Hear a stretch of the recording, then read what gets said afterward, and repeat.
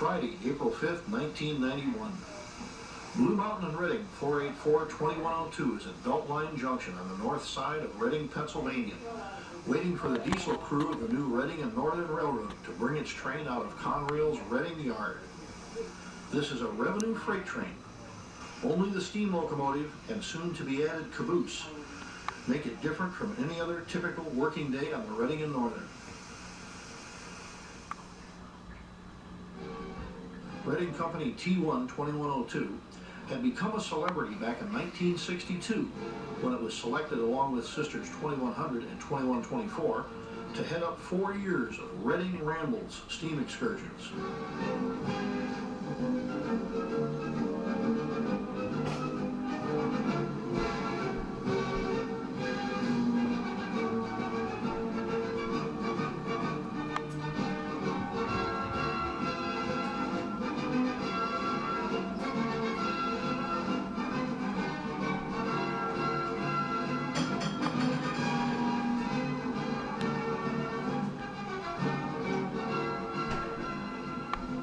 At the end of the Rambles in 1964, the 2102 began a 20-year career as a privately owned mainline excursion locomotive, showing up in such unlikely places as Detroit and Chicago on the Grand Trunk Western, and numerous other railroads in the Midwest, Appalachia, and the Northeast.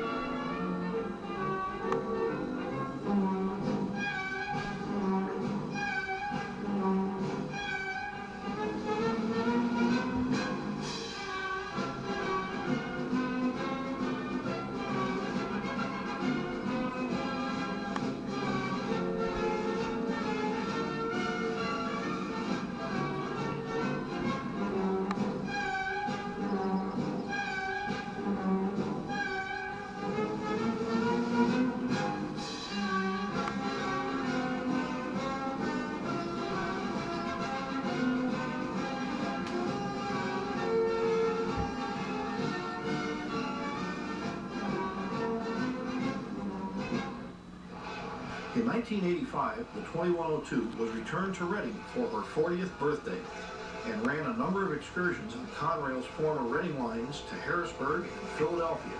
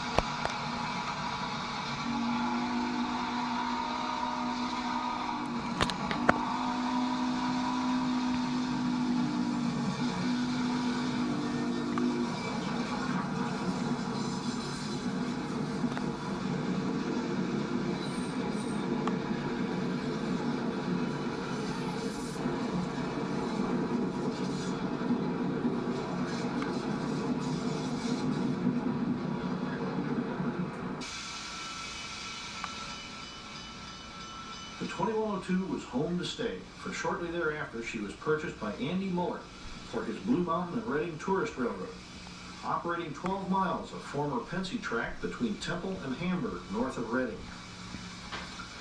On the BM&R, the 2102 was restored to her proper black Reading freight livery.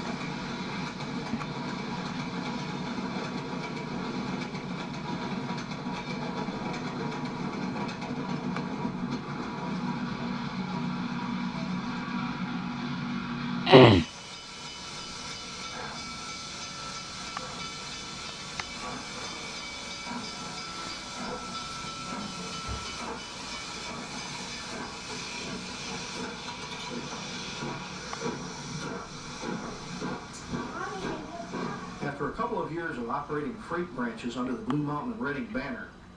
In December 1990, Andy Muller began operation of 125 miles of the former Reading anthracite region lines in Schuylkill County, Pennsylvania, as the new Reading and Northern Railroad. Its two main operating points are West Cressona and Tamaqua, and its primary interchange is with Conrail at Beltline Junction on the north side of Reading, only a short distance from the Blue Mountain and Reading's connection at Temple.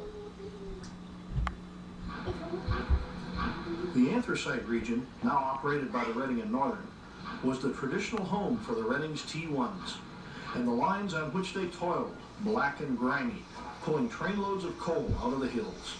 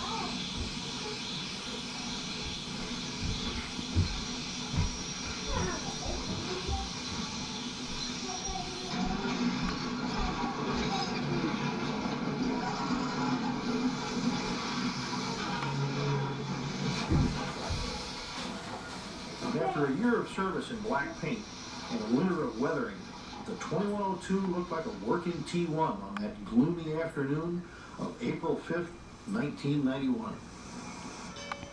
To check out the 2102 for the upcoming Blue Mountain and Reading tourist season, and as a dress rehearsal for the June 1991 Railfan weekend, Andy Muller put the 2102 to work on the regular Reading and Northern freight train on Friday and Saturday, April 5th and 6th. The action began when two Reading and Northern U-33B diesels brought a dozen cars up to Beltline Junction out of Conrail's Reading Yard. Chairman and CEO Andy Muller himself was at the throttle as 2102 coupled onto the train. With no turning facilities at West Cressona or Tamaqua, the 2102 would run tender first northward in a manner typical of coal shifters. His consist out of Reading was 9 empty hoppers and 3 loaded covered hoppers. 5 loads of coal and the caboose were picked up at nearby Beltline Yard.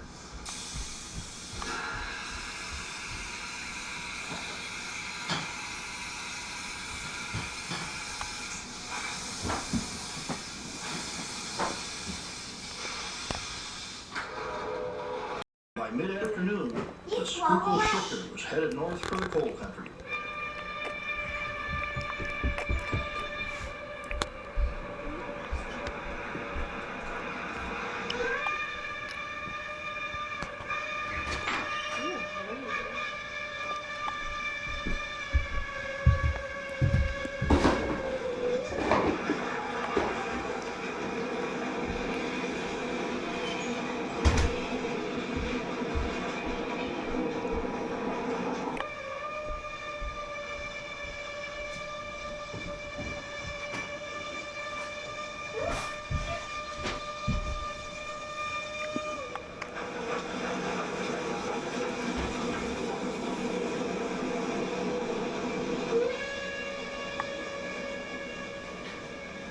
And for this run, the 2102 is wearing only her authentic Reading freight whistle, a real coal country booter.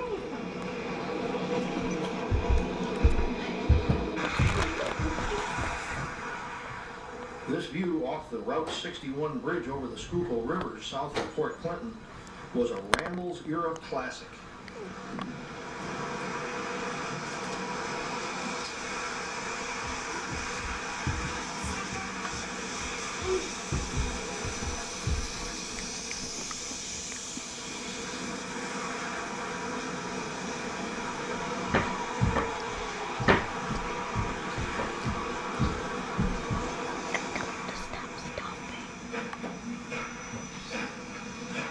At Port Clinton, the 5 loads were set out in the yard. They would be added to tomorrow's coal train just to increase the load.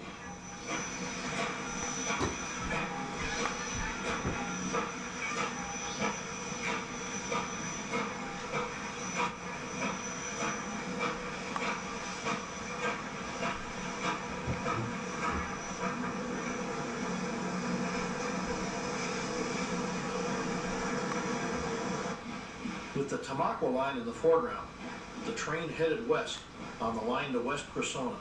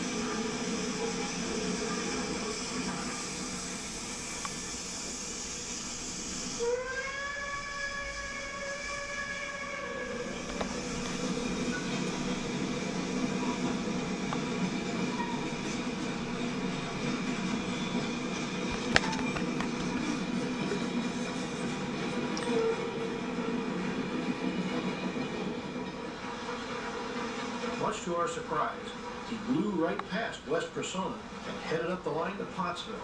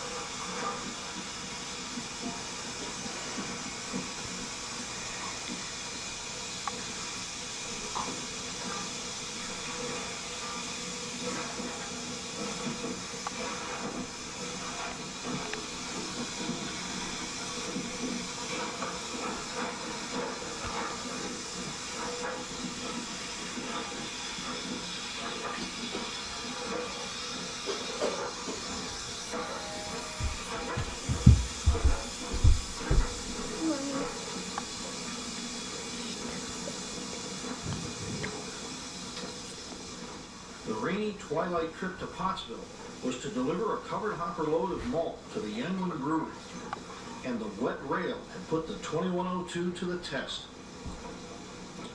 He then doubled his train together and shoved south to West Cressona.